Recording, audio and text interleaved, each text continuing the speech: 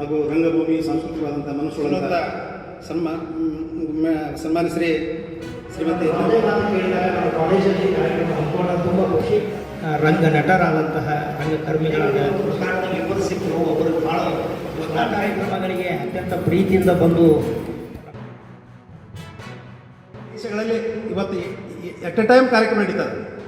50 ಭಾಷೆಗಳಲ್ಲಿ ನೂರಾರು ಜಾಗತಿಕ ಪತ್ರಿಕೆಗಳಲ್ಲಿ ಇವತ್ತು ಆದ್ಯತೆಯ ಮೇಲೆ ಇವತ್ತು ಈ ಕಾರ್ಯಕ್ರಮ ಒಂದು ಪ್ರಚಾರ ನೀಡುವಂಥ ಕೆಲಸ ಮತ್ತು ಭಾಳಷ್ಟು ಇವತ್ತು ಜಗತ್ತಿನಾದ್ಯಂತ ತೊಡಗುತ್ತಿರುವಂಥ ವಿಶೇಷವಾದಂಥ ವಿಶ್ವರಂಗಭೂಮಿ ಇವತ್ತು ನಮ್ಮ ಇಂಡಿಯಾದಲ್ಲಿ ಕೂಡ ಅದ್ಭುತವಾಗಿ ಅದಕ್ಕೆ ಸ್ಪಂದಿಸೋದು. ಯಾಕೆ ನಮ್ಮ ಭಾರತ ಕೂಡ ರಂಗಭೂಮಿಗೆ ಸಂಬಂಧಪಟ್ಟಂತೆ ಭಾಳಷ್ಟು ಇತಿಹಾಸ ಹಿನ್ನೆಲೆ ಹೊಂದಿದಂಥ ಮರಾಠಿ ರಂಗಭೂಮಿ, ಕನ್ನಡ, ಬಂಗಾಲ ಈ ರೀತಿ ಇರ್ತಕ್ಕಂಥ ಕರ್ನಾಟಕ ಇಂಡಿಯಾ ಆ ಕೆಲಸ ಮಾಡ್ತದೆ.